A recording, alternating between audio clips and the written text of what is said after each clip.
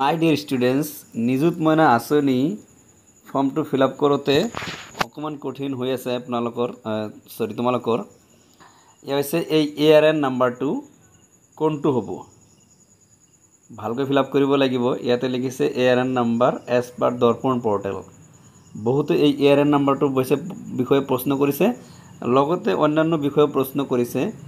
এই গোটেইখিনি আজি এই অসুবিধাটো দূৰ কৰাৰ চেষ্টা কৰিম। তোমালোকে ফৰ্মটো ভালকৈ ফিল আপ কৰি দিবা। আৰু বহুতে এতিয়ালৈকে ফৰ্ম পোৱা নাই, ফৰ্মটো ক'ত পাব?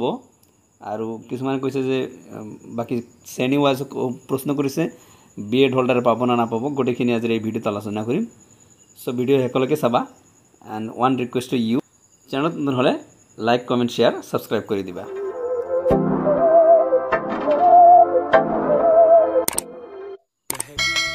মাই ডিয়াৰ ষ্টুডেণ্টছ, এয়া চোৱা HS ফাৰ্ষ্ট ইয়েৰৰ এইটো পৰ্টেলত এডমিশ্যন ফৰ্ম, এই যে দৰ্পণ পৰ্টেলত admission form Assam higher secondary education council.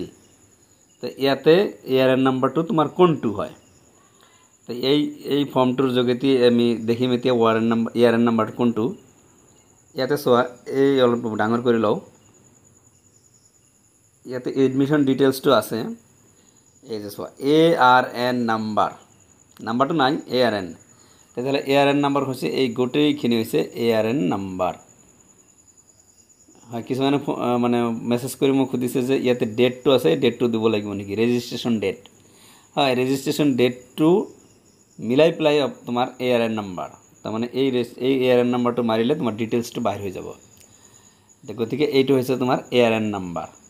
Hopefully তোমাৰ কনফিউজন ক্লিয়াৰ হৈছে। এই ARN নাম্বাৰটো ফৰ্মত এই ARN নাম্বাৰত বহাব লাগিব এজ পাৰ দৰ্পণ পৰ্টেল।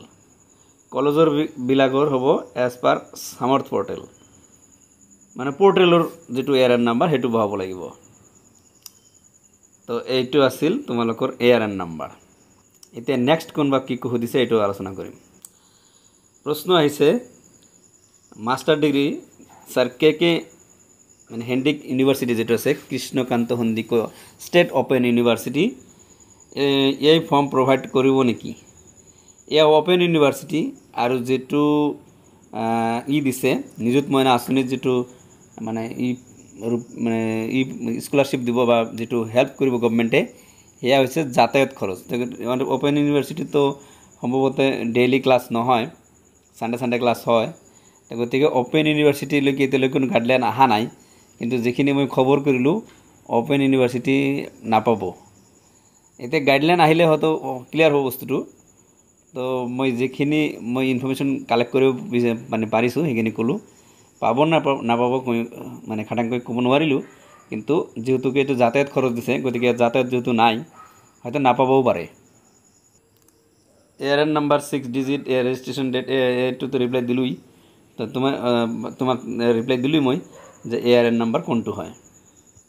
হয়, ডেট দিব লাগিব, ARN নাম্বাৰ ৰেজিষ্ট্ৰেশ্যন ডেটটো দিব লাগিব। BEd পঢ়ি আছোঁ, আমি পাম নে নাই? হয়, BEd হোল্ডাৰতো পাব। মই ফৰ্মটো দেখাই আছোঁ। ইয়াতে চোৱা, for HS BA/BHC BCom and MA MSc MCom BEd first year student. Clearly লিখা আছে BEd হোল্ডাৰো পাব, মানে BEd কেণ্ডিডেটো পাব। কিন্তু কেণ্ডিডেটজন ফাৰ্ষ্ট ইয়াৰৰ হ'ব লাগিব, ফাৰ্ষ্ট ইয়াৰ, কাৰণ এইবাৰ ফাৰ্ষ্ট ইয়াৰৰ পৰা আৰম্ভ হ'ল, ফাৰ্ষ্ট ইয়াৰৰ হ'ব লাগিব। হয়, তুমি যদি ফাৰ্ষ্ট ইয়াৰ হয় তুমি পাই যাবা। কুৱেশ্যন আহিছে, আমি HS ছেকেণ্ড ইয়াৰ আমি পামনে? ফৰ্মখন স্কুলত আহিব নে ক'ত আহিব? এইটো বহুত প্ৰশ্ন কৰিছে যে ফৰ্মখন ক'ত পাম। আৰু ছেকেণ্ড ইয়াৰৰখিনি এইবাৰ নাপাব। তোমালোকে যেতিয়া আকৌ ডিগ্ৰী ফাৰ্ষ্ট ইয়াৰত যাবা তেতিয়া পাই যাবা। তো ফৰ্মখন স্কুলত আহিব নেকি? হয়, স্কুলতে আহিব, কোনো চিন্তা কৰিব নালাগে। তোমাৰ স্কুলতে তোমাক মাতি আনি ফৰ্মটো দি দিব। খালি অকল খবৰ ৰখিবা, প্ৰিন্সিপালৰ ওচৰত যাবা যে নিযুত মইনা আঁচনি ফৰ্মখন আহিল নে নাহিল। এতিয়া কেইদিনমান আগতহে উদ্বোধন কৰিলে চিফ মিনিষ্টাৰ ছাৰে, এইটো পাই যাবা লাহে লাহে। একেই প্ৰশ্ন, ফৰ্মখন ক'ত পাম? স্কুলতে পাই যাবা, কলেজতে পাই যাবা, যোনে য'ত আছে তাতে পাই যাবা। অকল প্ৰিন্সিপালৰ লগত যোগাযোগ ৰাখিবা। ইয়াতে এজনে কুৱেশ্যন কৰিছে, মাহে মাহে দিবনে এবাৰতে দিব?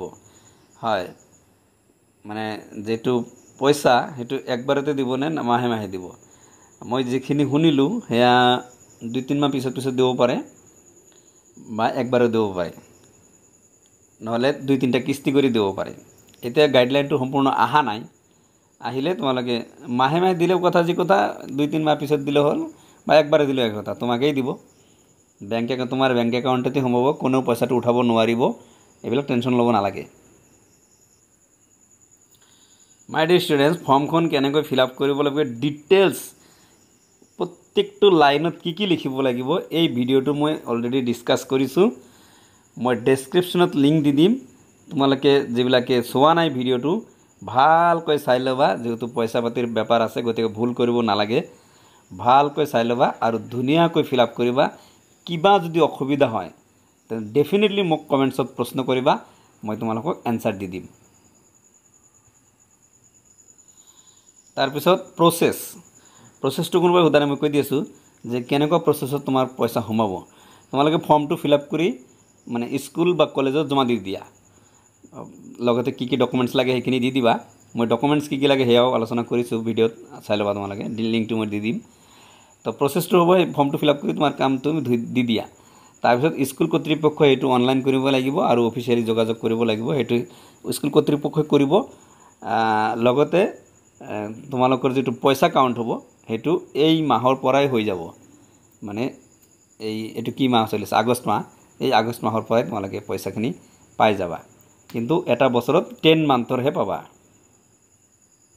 সো মাই ডিয়াৰ ষ্টুডেন্টস আজিৰ ভিডিও মানে শেষ কৰিলো কিবা প্ৰশ্ন থাকিলে অৱশ্যই জনাবা ভিডিওটো ভাল লাগিলে লাইক কৰি দিবা কিবা অসুবিধা হলে কমেন্ট কৰিবা মই বাৰে বাৰে কৈছো আৰু ভিডিওটো তোমাৰ ফ্ৰেণ্ডছৰ লগত শেয়াৰ কৰি দিবা যাতে হিয়তেও ফিল আপ কৰিব পাৰে লগতে তোমালোকে যদি চেনেলটো এনেকুৱা ধৰণৰ ভিডিও পাব মানে বিচাৰা তেতিয়া হলে চেনেলটো সাবস্ক্ৰাইব কৰি দিবা তোমালোকলৈ শুভকামনা যাচিছো থ্যাংক ইউ সো মাচ